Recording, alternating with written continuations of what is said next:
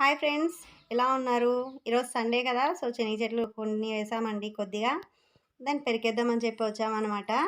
అయితే పూజ చూడండి, బాగా పెరకమ్మా అంటే అతి చేస్తుంది, అంతేగాని పెరకట్లేదు సరిగా. ఉమ్, పూజ వాళ్ళ డాడీతో పాటే పెరకాలంటుంది. సో పెరికేదేమో కానీ ఈమె తిరిగేది ఎక్కువ ఉంది పట్టలో.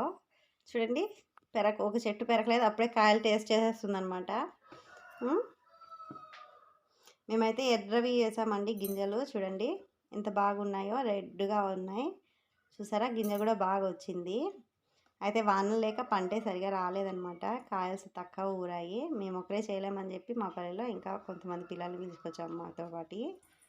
మీరు కూడా ఇలా చేశారా ఫ్రెండ్స్? పూజ అయితే బాగా ఇలా సండే అయితే మేము ఏది చేస్తుంటే ఆ పని చేస్తూ ఉంటుంది అనమాట. సో మీరు కూడా అలా చేస్తుంటే కనుక మాకు కామెంట్ సెక్షన్లో కామెంట్ చేయండి. ఈ వీడియో మీకు నచ్చినట్లయితే లైక్ చేయండి, షేర్ చేయండి, సబ్స్క్రైబ్ చేయడం మర్చిపోకండి. Thank you. ఇంత పంట పెరిగితే ఎన్ని కాయలు అయ్యేది కూడా మళ్ళీ నెక్స్ట్ వీడియోలో పెడతాను ఫ్రెండ్స్. చూడండి, అన్ని శనగ చెట్లు పెరిగాము కదండి. శనగ చెట్లు పెరిగితే అయ్యిండే కాయలు వచ్చి ఇవే అన్నమాట.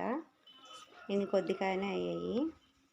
ఇవి మనకైతే వంటకు సరిపోతాయండి, మన ఇంటికి వాడుకోవడానికి. అమ్మటానికైతే ఏం లేదు, కొద్ది పంటే వేసాం కాబట్టి ఇంటి వరకే అన్నమాట.